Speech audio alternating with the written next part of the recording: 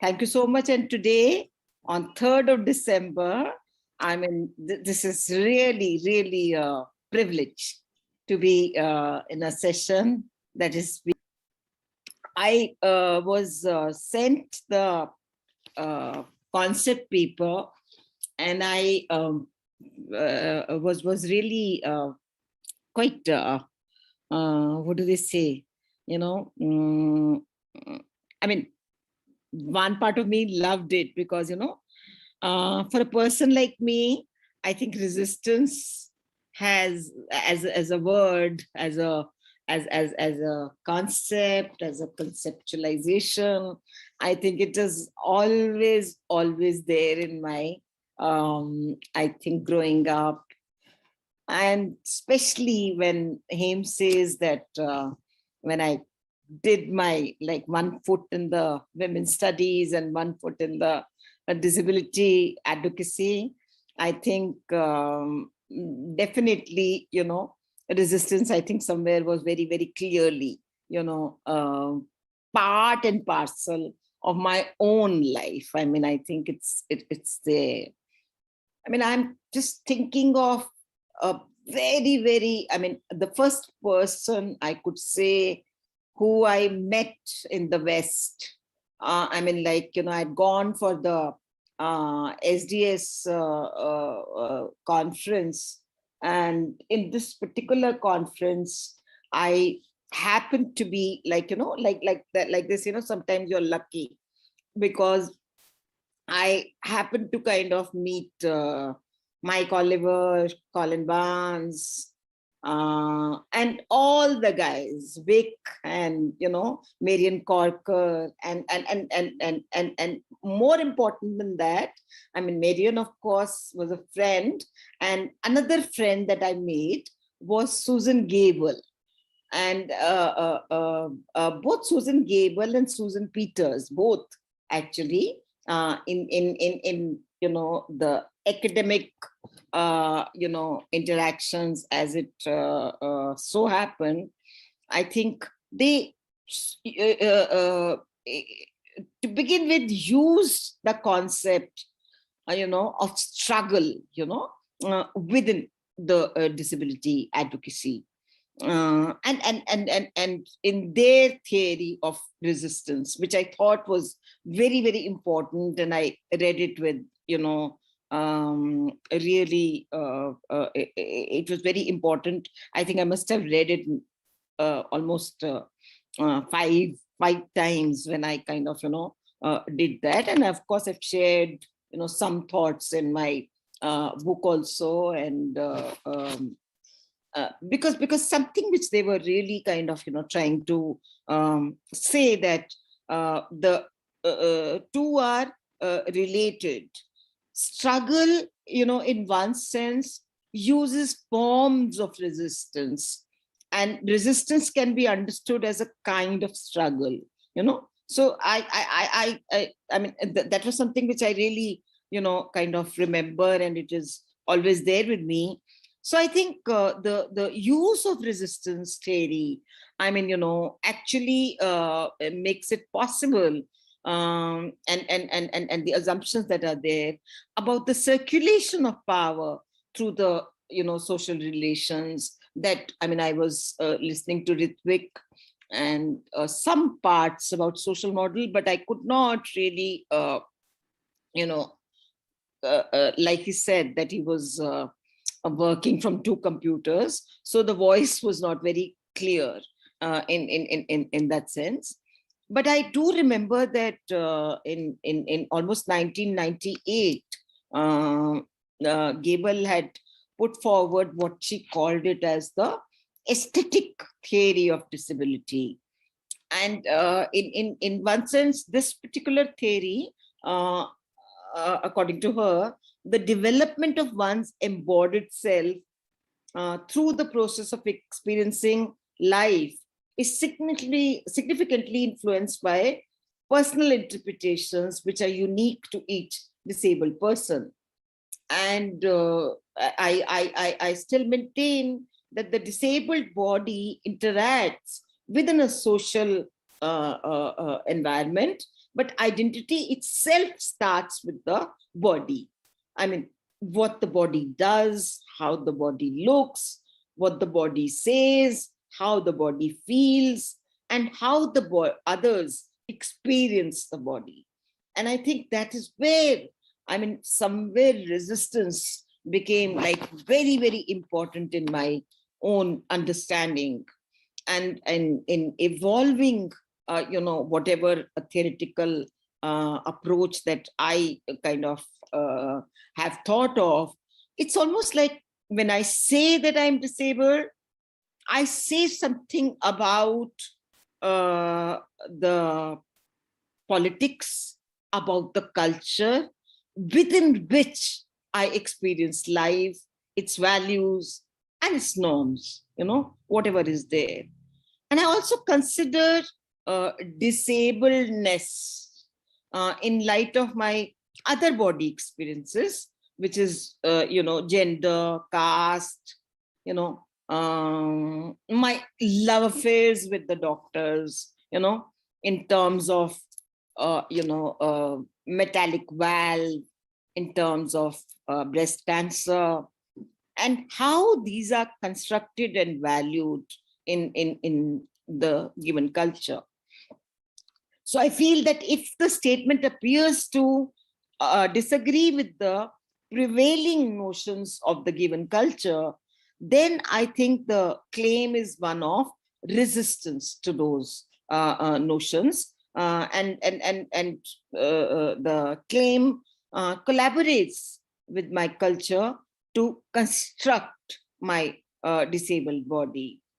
I think the statement in itself says not only something about me, how I view my body and myself, but it also says much about the others with whom I experience my world. So when I'm talking about this resistance, I mean, I'm going to go into something which is I'm not sure whether people would like it or not. I mean, at least I'm really impressed by another guy who died very soon, but once again a friend, and was like, and from whom I learned a lot, by way of, resistance. I mean, and two major concepts that came up, which Tobin Sivers, just to, kind of name him.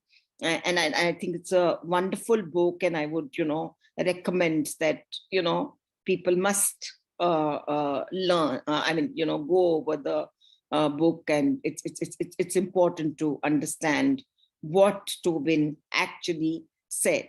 And these two terms that came were passing and masquerade. So when you talk about, resistance, when you talk about power, you talk about how, on the International Disability Day, where, I was waiting in my listserv that whether, someone will say something. And then I found that one of the assistant registrar, Dr. Prasad, of course, brought in, at least sent in a video about the International Disability Day. But if you look at how the response comes up, I think it's sometimes it hurts you also, and sometimes you also start asking that can I resist, not being there at all, if they are not going to think about disability at all. I mean, in one particular sense. And I, the part which was the passing, I'm not going to go into detail, because,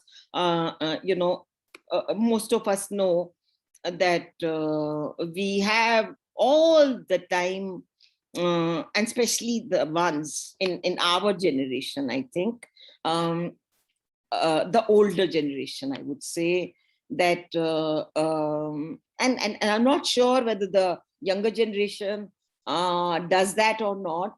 That's something for me to kind of, find out.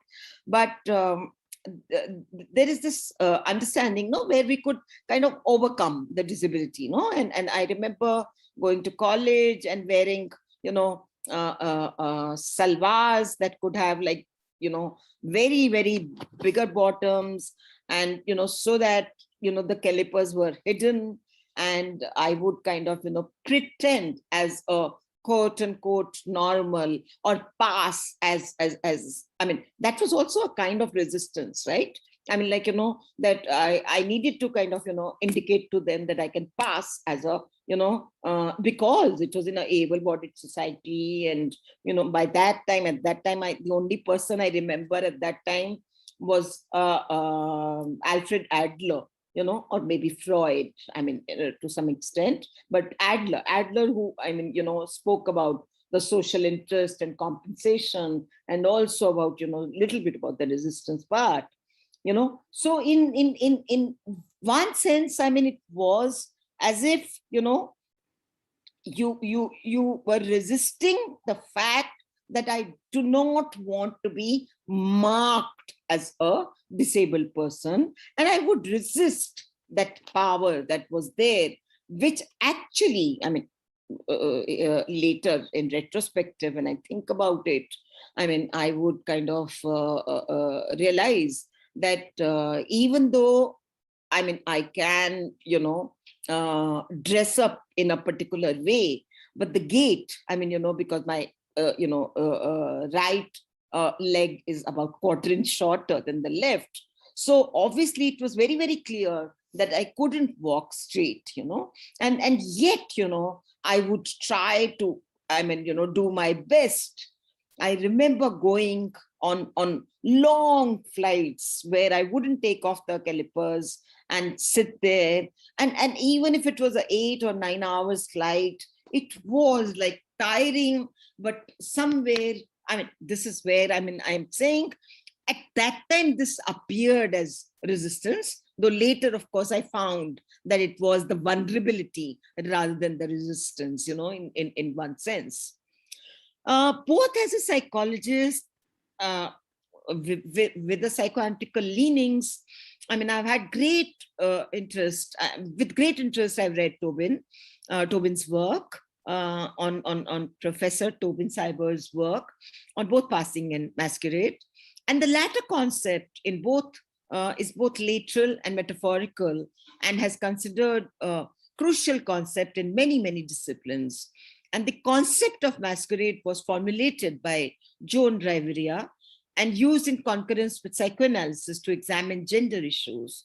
She wrote the following in her 1929 essay on womanliness as masquerade: describes a defensive posture in which women may adopt a mask of excessive femininity as a defense when entering professional spaces defined by male power and privilege. Caught in a trap in which masquerading, womanliness is also defined as the essence of femininity, of what it is to be women, she manages only to signify that she is not a woman. Thus, masquerade enables social conventions to be broken, crossing behavioral boundaries, and masquerade, in fact, denotes pretending or putting on a mask, which is important to Freud's perspective with regards to gender, and as it is fundamentally essentialist.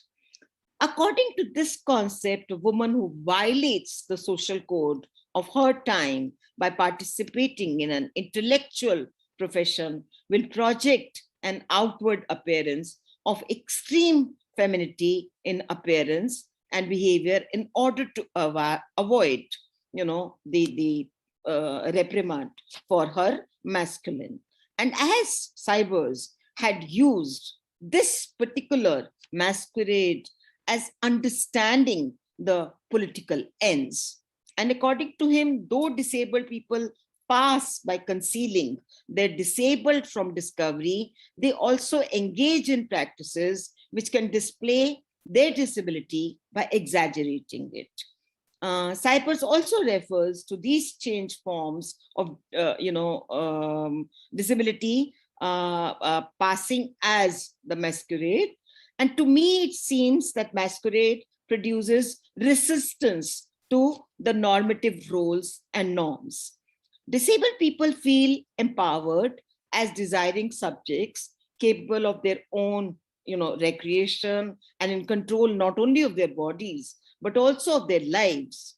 And Tobin Sivers, of course, used 6 narratives, of which I'm going to use some, both in terms of India, and not really taking Tobin's work, but following him, in that sense, of both the theoretical and political implications of disability.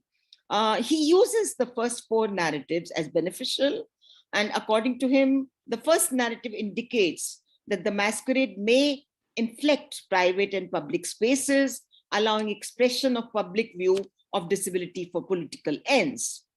Within India, I think that the innumerable disability dharnas, the strikeouts, the rallies, the hunger strike, the peace marches, the candle marches, the court arrests, which I, of course, have, I've been through, have been the weapons, to court arrest, attack, accuse, and expand the horizon of disability. It was through these efforts that the public and the media have initiated discussions on, I think, how we call it as the resistance, power, and transgression, I think, which are very, very important. Few years back, I went to pick up my laptop. It was a Dell laptop, which means that it's quite some time. Since it was not accessible, I had to send my escort to get the laptop, my driver. The receptionist refused to allow my escort to speak to my, to the person concerned. She also did not permit the escort to enable me to discuss my queries with the engineer on the phone. Despite my repeated requests, the reception did not entertain me. After that, in front of the public, in public space, it's not the first time, this was the first time I did it, but I did it later also again. I crawled and I created really havoc that will always register my protest.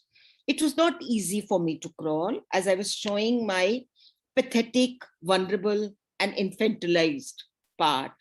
In a way, it creates a self which the public would not want to ever like me. However, this is not one of my favorite protests, but insensitive people need to be shaken up. Ultimately, the message was that I was asking for justice and public spaces should be accessible. And I think the fact that I could do that, there was an audience which was there, and many of them went up and they said that we are going to call police if you are not actually going to respond to, me. I mean, they didn't even know my name, but if they're not going to respond to me. So I think that was something which I kind of, and this I would want to kind of say that was a part of, resisting, and yet, also experiencing the vulnerability, which was there. So when power is there, you're always, troubled, whether you want a strategy that would actually be a, good strategy, which you will be able to work on, or whether you will be able to kind of, defend yourself or not in that sense.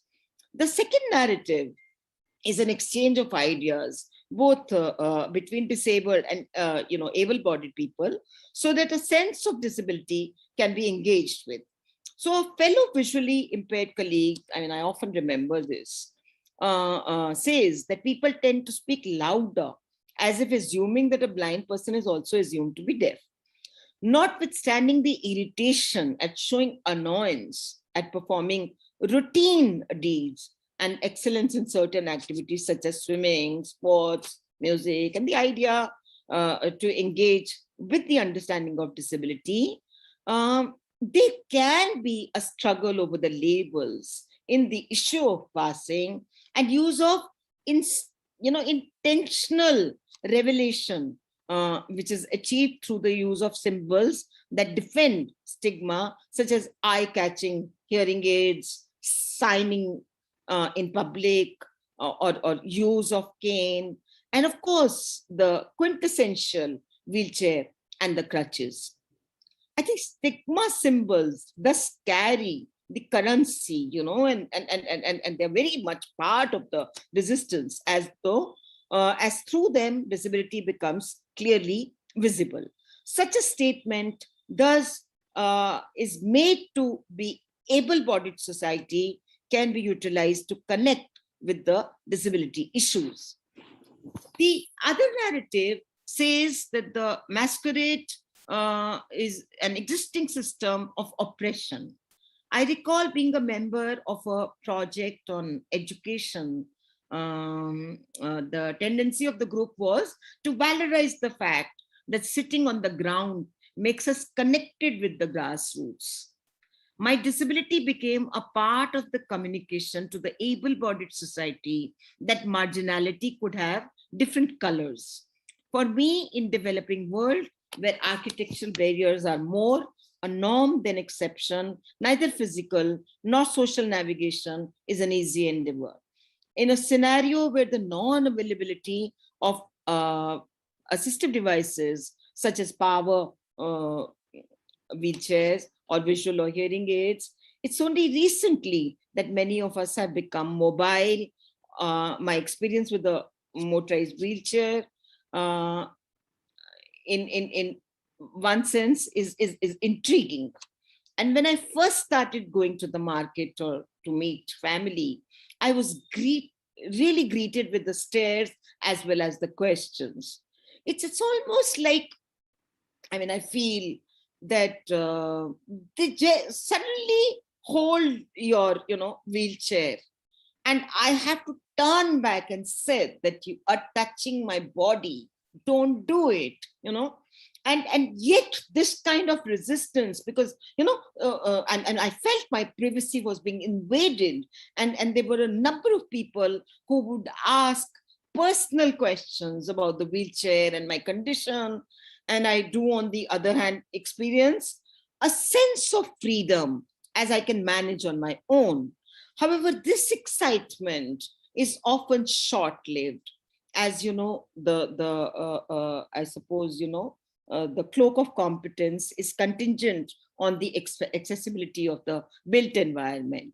So when I would drive, I would always, I was driving, and it was like, almost getting that sense that, oh, going on to 70, 75, 80, sorry, I used to do this earlier because it was possible in Dholakwa Road at that time.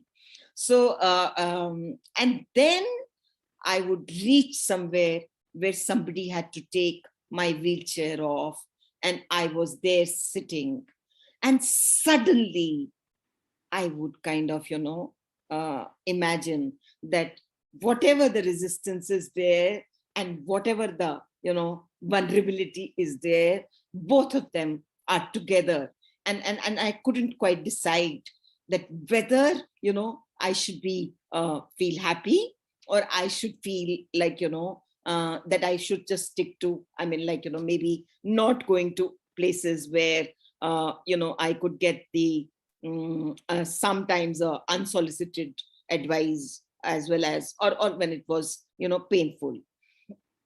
It also was, when because I had one foot on the women's studies, I was elected as a president of IWS in 2008. So when I was elected, I was sitting there in while we were deliberating, and I was just thinking that, is it because, was I, was I a token, where I have just been elected. I mean, I was elected, that was okay. But, the president part, so I just asked myself, was it, a token for myself?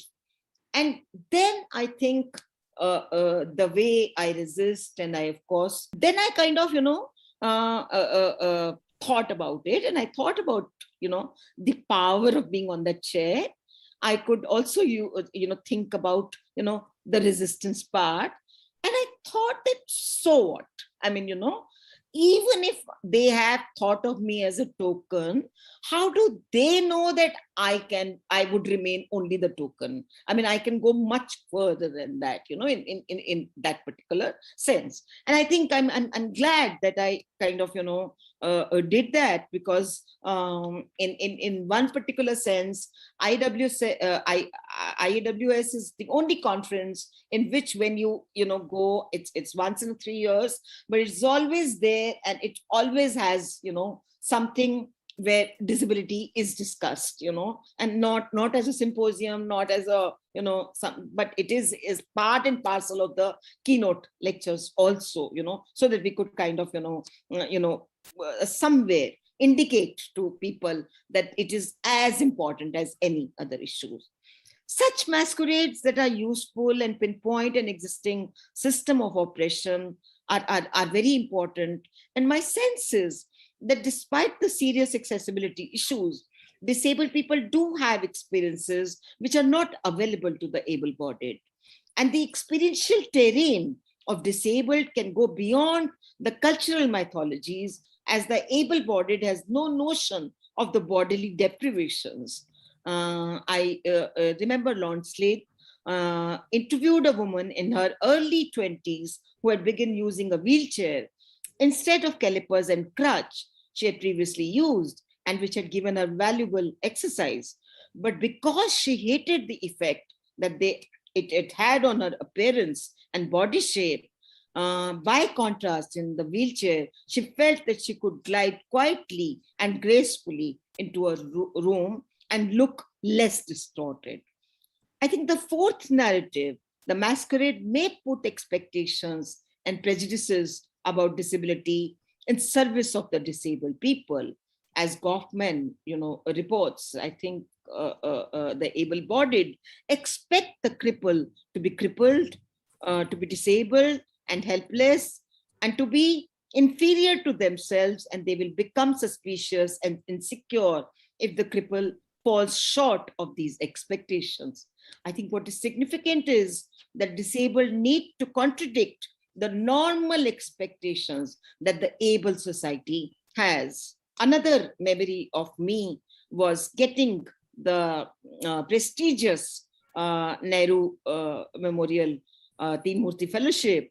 I was dismayed, as the built structure of the library was completely inaccessible, and I had to forego many interactions with other colleagues, as I could not get my original room in the required building, as it had stairs and toilet was inaccessible. Though confused, I managed to actually complain and to expose the ableist structure. Had I not done this, I would have never got a chance, where now the library has all the facilities, such as accessible ramps, toilets, as well as provision for the visually impaired for a computer usage, thus creating a disabled self who is independent. My submission is that the narratives of the masquerades are really not about impairment.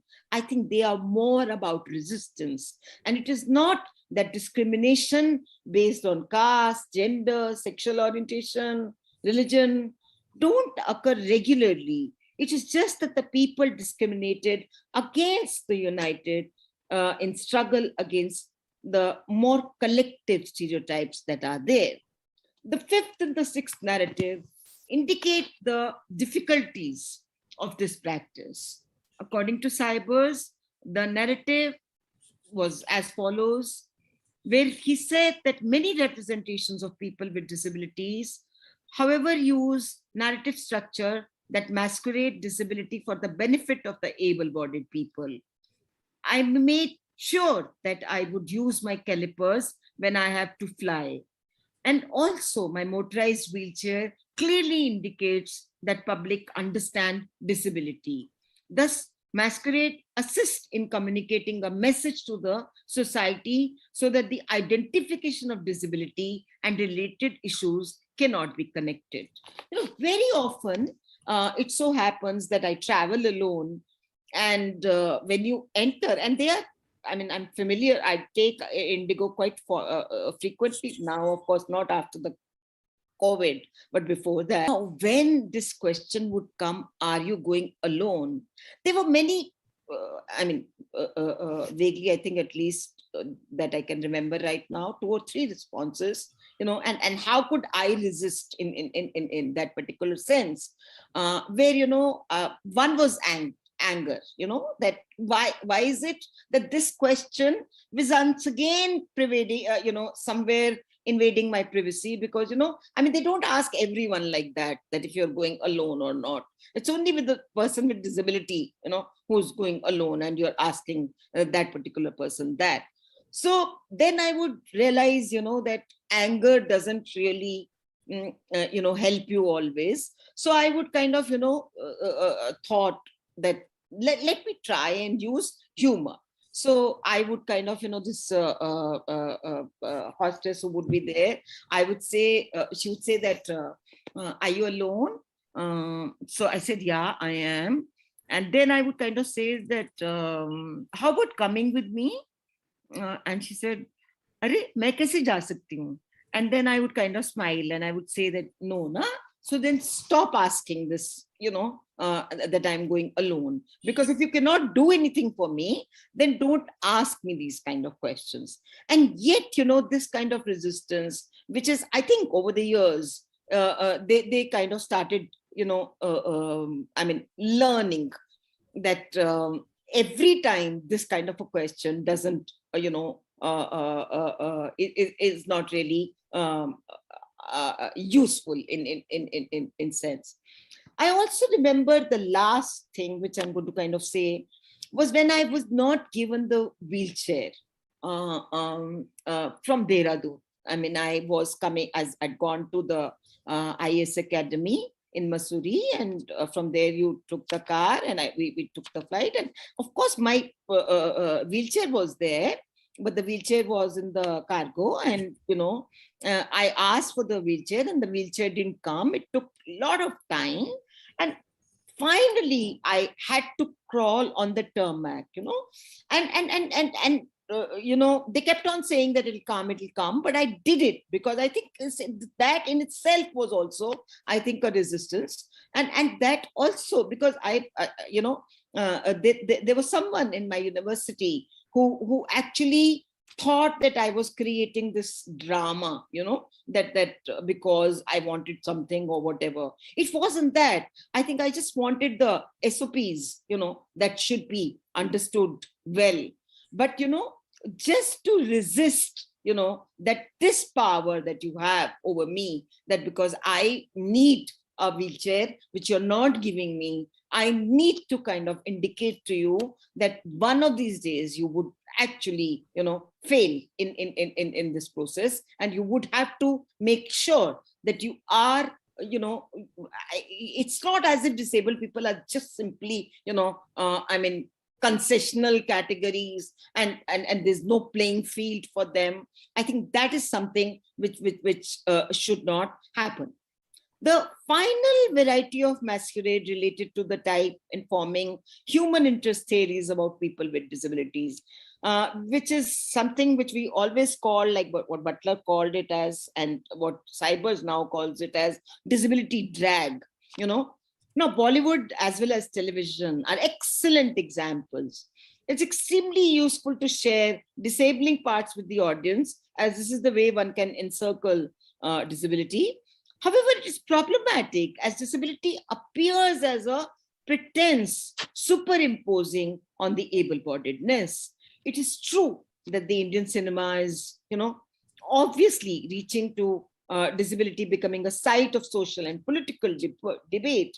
However, the use of the superstars such as Amitabh Bachchan and so on and so forth, and many more whose star value and the spectacular performance epitomize their perfect able-bodiedness, coupled with, this whole uh, uh, negation of disability, not only keeps disability out of community view, but converts its lived reality. I think taking cues from cybers, I mean, I would really want to say that uh, resistance for our everyday life, you know, and for me, the everyday life is that, when sometimes, when I write, when I call up, from to, let's say, the finance office, the response is not very, I mean, it is there. They will say that we'll bring it back. But when I leave the room and actually come to the finance office and then say that, look, for a particular student, I need this, the fellowship amount urgently. I think when I'm there, then I think the message becomes different. And there are times when I resist the idea that I'm going to keep sitting out here and I'm not going to go till you actually do my, whatever my student has to work has to be done, should be done. I think, when I'm not going to go into Foucault, because we know that power is everywhere, and also knowledge and knowledge construction, of course, is extremely important. But I think what is really important is that how we can, in our everyday life, how is it that we can indicate to people, but it requires, somewhere, I mean, all the time you cannot do it. You get tired also. For example, I'll just tell you, there's a huge parking in opposite Daulat Ram, which is close to my department. I mean, my department, in the sense that now I've given up on psychology, but the political science department and, psychology and maths, I think that's right. And Tanmoy's office is there. Sometimes I want to, meet him or whatever. So there are three spaces which are meant for the, people with disabilities. I mean, the cars, they're there. Forever. I mean, whenever I have gone, I don't go there frequently now, but whenever I go, even now, there are three cars out there, which are professors' cars, they're well educated, everyone. And yet they would park the car out there. Now, it depends again on my mood, on the level of resistance that is there, the anger that is there, the idea that I must indicate to them that this is important, or maybe because I'm an advocate, so it must be definitely be pointed out. So then I would tell the guard, I would actually take the phone numbers and I would call them up, and they would say, oh, did I park the car there? I'm so sorry. And then, of course, after 5 or 10 minutes, they would come and remove the car. And then one of them actually said, अरे तो आपको एक ही तो गाड़ी लगानी है, तो फिर आप तीनों को फोन किस लिए कर रहे हो? And then I realized, that somewhere, creating awareness, creating an understanding about disability, and also how resistance, I mean, on this everyday basis, like a parking, or like, kind of, even if you go over in DU, and if you're walking, I mean, the of course, they've done the, whatever should have been done.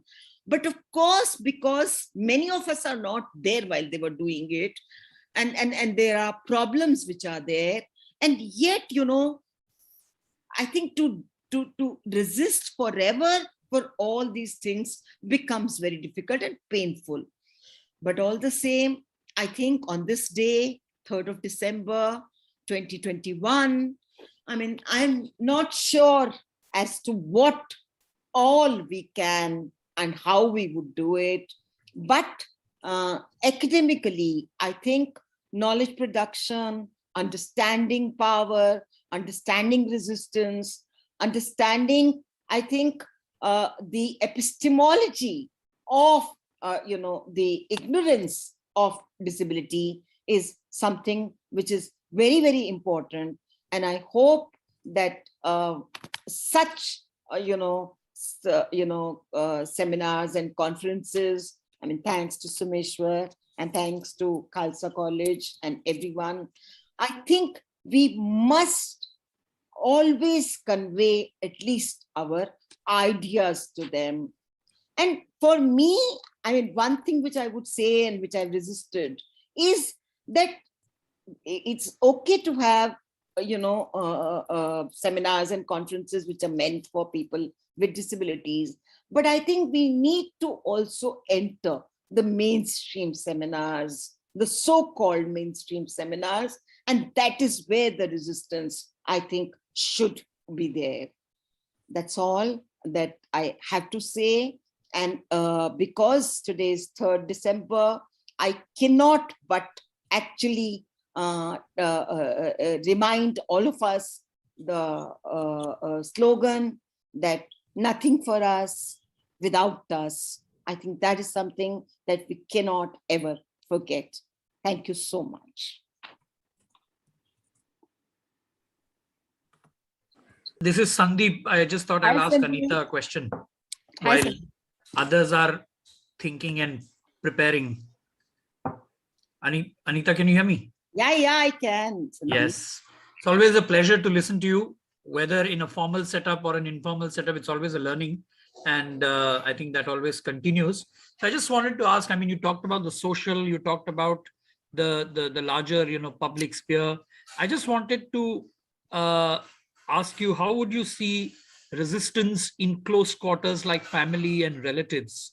How does that happen? How masquerading you think takes place there? And how are there any tips or ideas that you want to share if people of our generation or younger generations want to negotiate that bit? Because that sometimes becomes more of a embarrassing situation than even sometimes the social, because in a social you're alone and you can actually learn to negotiate sometimes, but the family is too close for you to even react very, very aggressively.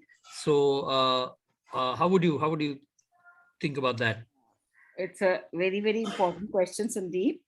I'm not sure whether I have a ready-made answer to this, but I want to say that many times, what happened was that in the predominant North Indian Punjabi families, for example, my mother's brother, so when I was kind of, supposedly we were discussing something in the family, and I'm trying to say that, well, this is not the way you can do it or whatever. So he would say, ab teri baat ka bura kya manna, I mean, it was a complete negation, of, Yeah. That it's almost like of my humanity. I mean, like, in that sense, and yet, I mean, he wouldn't understand, that this was being, given to me as something like, as if he loves me more, So then I think one of these days, I mean, I actually I was really annoyed, and I said that next time I'm not going to say anything to you, and I'm not going to come also. Now it was almost like a threat kind of a thing. And when he said, but maine kara kya? So then I made him understand ki iska matlab kya nikal raha hai. You got to kind of understand it. And then he said ki nahi, main isko aage se kuch nahi kahunga. I mean, like kind of that. But I know that it will happen. It's not like something which is there. I think family, my personal family, are I suppose little more because I think my brothers were younger, and they kind of, have never seen me without disability. I mean, always there. So they became like, there is no special whatever done for me. I mean, like, it's only the ultimate thing would be कि अगर मेरी wheelchair बिल्कुल खराब हो गई है and they have to do something, so then they will, kind of see that, okay, kuch karna hai. But otherwise, I mean, like, the idea is that, I mean, you can do everything. So don't give us this crap.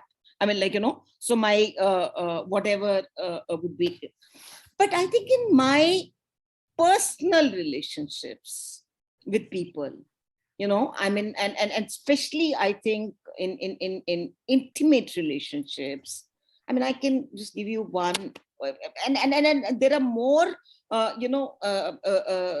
mean, maybe it's better to kind of, I mean, I can fight it outside better than when I'm there inside. But I mean, let me kind of say this, where, this I mean, I had a friend, and he'd broken his foot. So but after some days they gave him that walking, what is called, yeah, walking foot kind of a thing. So it was his birthday. So I kind of said that now we can go. So he said that why we would be mutually, we would be embarrassed. Now, this came to me, I mean, mutually embarrassed. And I actually, I mean, I said, did can you repeat that? He said, no, don't go into this psychoanalysis, okay? So I said, no, I'm not going into psychoanalysis. I just want you to repeat what you said, So I think he said that you've heard, what I said, So I was in the car, and I was wearing the calipers and the crutches, and I got down and I said that, look, goodbye, I'm not going to see you again. Now, it pained me also, but it also meant that my, my existence and my internal, I'm not sure whether, yeah, it was like, the humiliation that one experiences, and I kind of said that I'm, and he came back and he said, ki, you're a therapist and you're whatever, think about it. I said, that is why I can think about it. Otherwise, I wouldn't have thought about it also, So this is the reason that I can think about what the, what has been underwritten out there, and that's most important for me. And I walked out, But I don't know, Sandeep, whether there can be definitive answers that I can, because many times the relationships are such that you can't, I mean, sometimes you just have to be very, very, indicate in a sometimes not at that instant, but maybe later, where you've thought about it and you kind of know fully strategically, like, that this is what I'm going to say, then I think maybe there are ways, but there are times when I can be, as vulnerable as anyone in that sense. Yeah, thanks. Actually, it makes sense, because a lot of times the only form of resistance one knows with families to escape the situation, and I think all of us have gone through that. I have personally gone through when my brother was getting married and he was getting rishtas, and how my father used to very surreptitiously, he thought he was doing it. But now when I think it retrospectively, I knew he was doing it deliberately, because he didn't want the girl's family at the very first instance to know that there is a disabled boy in the family. So he will call me to the bedroom with an intention of wanting to talk about something, and then very surreptitiously, suggest that you sit here and I'll come back and I'll talk to you later, so that you don't know whether you should go out or whether you should stay here. And I was young then, I had no ideas, no ways of analyzing that. So that's why I was asking, because a lot of the youngsters you talk to do tell us the ways in which they feel at times excluded from family while they are with the family. So how does one think about these things? So that's why I was asking. Thank you very much. Yeah. Also, another example, I mean, which I could kind of, because he's written about the actual lived world, how life is tough. Because I mean, like I have a friend who has a Down syndrome son, and the daughter is an architect, and she had to think about her marriage. Now, twice or thrice they tried, calling the people, but then the very minute they would see the I mean, I don't want to name him, but you can say B, who's Down syndrome. It would kind of they would say no directly. I mean, So after I was in JMC, and she suddenly called me, and she said, "Can you come, Anita?" So I said, "Yeah, I can." What happened? She said, "No, there's something urgent, and I need your help." So I went, and she said, "Can you take him out for a movie or something?" And then, so that when the people come, then we will kind of, what Sandeep is also saying, I just remembered because of that. So, and I took him, this was the old Chanakya people, if they remember, there were 2 steps. I mean, when you get down, and then your number used to come in the at the top in red, right? So both of us, I mean, I gave the money, whatever, and when I told him कि तुझा उधर से ले आ plate, a tray, he said कि नहीं, मैं नहीं जाऊंगा वहां से. So I mean, both of us looked completely, I mean, vulnerable, in the sense that who will go and get it. And I was I mean, I've never in my life have been so constricted in that sense. But then I finally kind of, called out to the guy at the reception, and I said, "Please send the, order out there." But when I mean, then of course everything went on fine before I saw the movie and all. But when I reached their place, I remember my friend breaking out, she said that how could I do this also, so I mean, she felt so guilty. And I said that it's okay, I mean, you have to think about both the children, and somewhere maybe this is so. She said, "No, I'm not going to accept this." And then finally, I think there was a very nice family, and the guy, of course, loves, this boy, and it's a really lovely kind of, marriage that happened after that. But you can understand that how life can be so difficult at times, when it's when some things are easier said than done. I mean, in that sense. If I can also just read out the comments over here. And I think Professor Ghai has already addressed Kaustubh's question, but Dr. Broti Biswas has written that it was a very illuminating talk. And Kaustubh has written, "I want to hear from you, ma'am, what are the disjunctions in disability resistance you find between the actual lived world and the academic world? Your parking space episode suggests a lot of awareness is either lacking or people are simply insensitive."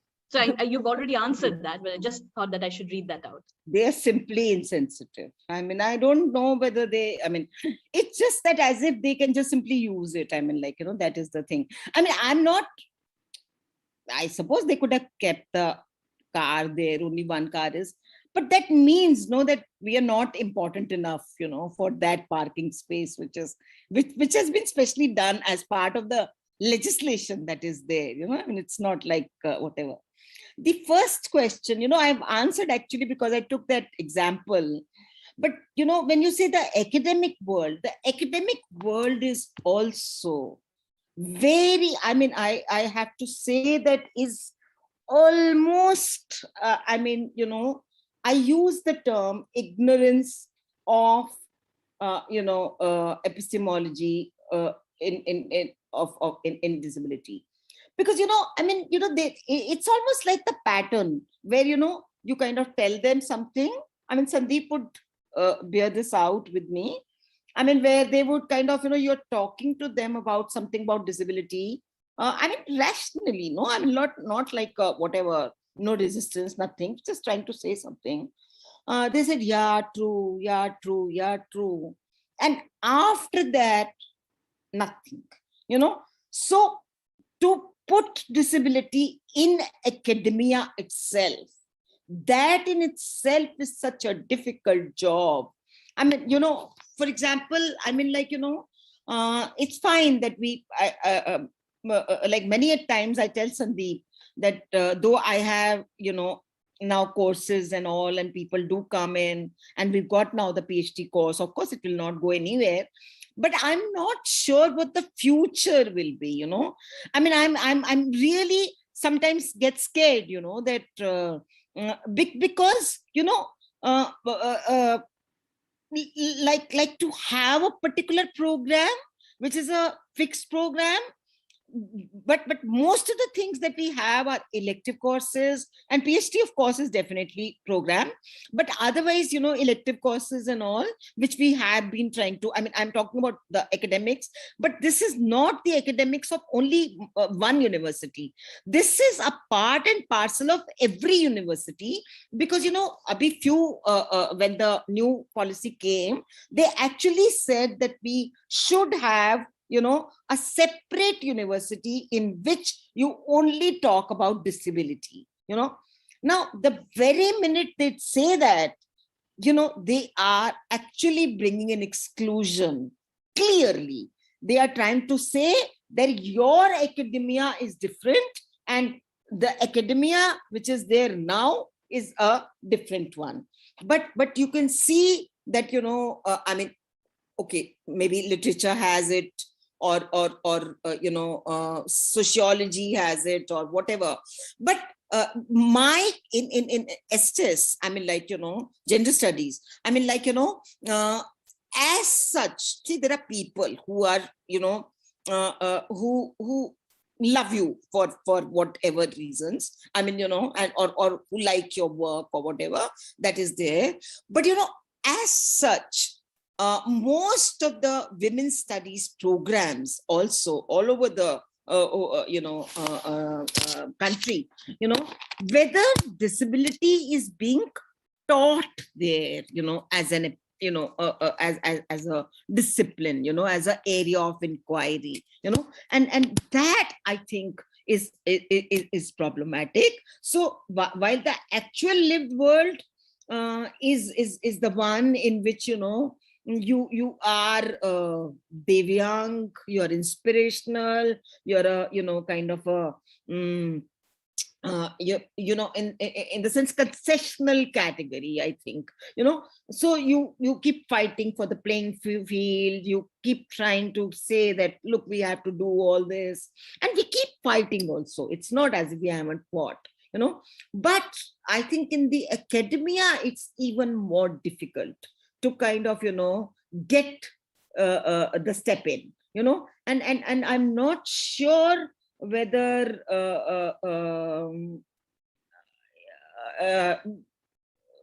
I mean, of course, we talk about, the fact that we can at least say that these things are important. And there are, I mean, in JNU also and all, there are some PhDs, and MPhils and all, which are being done on disability. But per se, as programs in DU, in JNU, in Jamia, I'm not sure. And in the education part, there are once again the optional courses, which would be there. For example, BLEd, or BEd. I mean, they would say that they can be, but they've never thought about how, it could have been taught as part of the mainstream. when I hate the word mainstream, but anyways, it's like, I can't avoid it. But the point that it is there is definitely there. There's a very longish message. Some of the academic talk on subaltern groups is simply pretense. I agree wholeheartedly. I feel that mostly caters to a job market like any other job. But if used rightly, it can really do a lot of work in the disability practical work, actually with seminars like this one. Also, I feel transdisciplinary studies are crucial, where we bring scholars from disciplines as different as medicine and literature. Yes, definitely. I mean, the attempt is always that, but I'm not sure as to how much of it has happened. I mean, like, I can't say that it has. I mean, it's sad also, I think. I'm not sure whether, I mean, I'm very happy. Yesterday I was like, it was a dream come true for me yesterday. But I mean, such dreams, sometimes, you don't know for how long they will stay on. Anita, I want to ask this question. Yeah. Can you say more on your connect with psychology? Maybe have you fallen off of it, or how much are you close with psychology, your mother discipline? If you actually read Rethinking Disability in India, I remember Dan putting in in my preface, which he wrote, the foreword, which he wrote. And he said that, I mean, it's completely psychological, because the parts that are mine, I mean, will always stay with me. I mean, yeah, you can say that I have not, written specifically in, no, I did with Professor Girishwar Mishra. I did a review of disability, of 10 years, this thing. And I did, and he kind of, it was within the psychology, this thing. So it's not as if I've given up on psychology, but I do not agree with some parts of the psychology but now if you take up critical psychology and critical disability, then there is a lot of, similarities between the two. And I think I love to do that. I mean, like, Thank you. So I think then we can move to the rest of the event today, the concluding remarks. Karuna, over to you. Yeah. So good evening, everyone. It's sort of an uneasy honor to offer the concluding remarks to what has been a 5-day-long immersive experience in this international conference on disability, resistance, disruption, and transgression. Perhaps I'll use the conference's ages as a clue, and I'll depart from the convention of, looking at concluding remarks as a summary of the papers presented. And while I do this, I also should add that it would be a travesty to summarize a broad range of engagements in about 10 minutes. Yeah. In some senses, it evokes the dialogue about dark academia in one of the last sessions I had the privilege of attending, precisely because this subculture, notwithstanding the criticism leveled against it, is also read as a disenchantment with institutional frameworks that demote knowledge as profit in terms of quantifiable terms. I concede I'm still old-fashioned to believe that true academic engagement is an opening of the mind, a broadening of the perspective. I want to begin my concluding remarks with a vignette.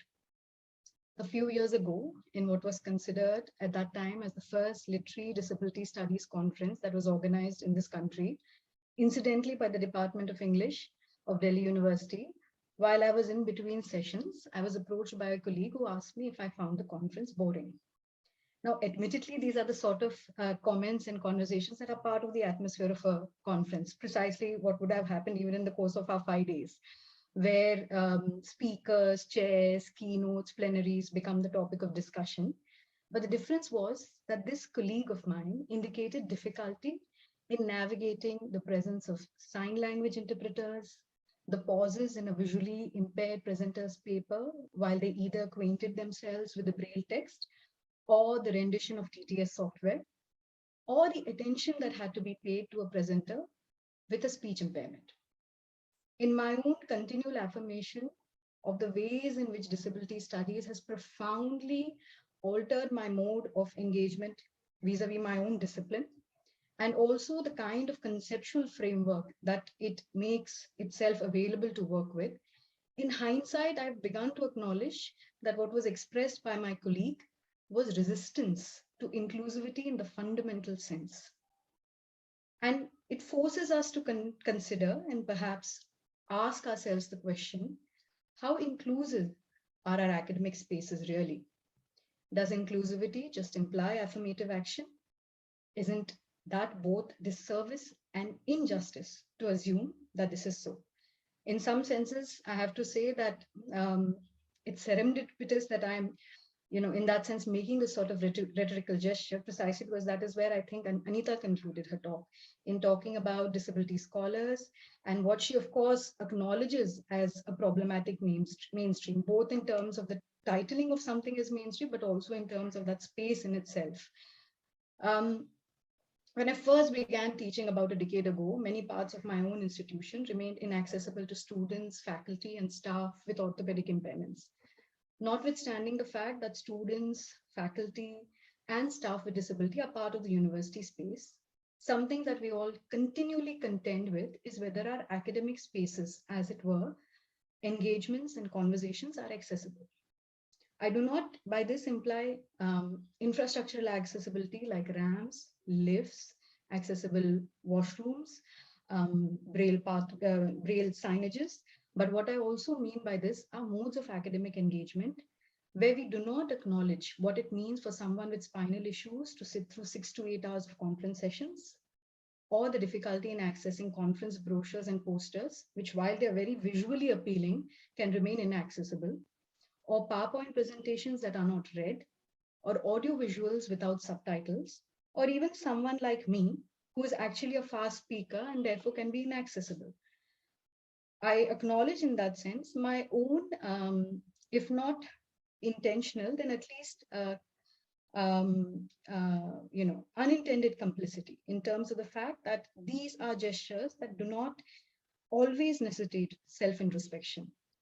One of the other things that I want to reflect on, as far as this anecdote is concerned, is the ease with which this conversation was initiated with me, assuming my identity as a non-disabled person.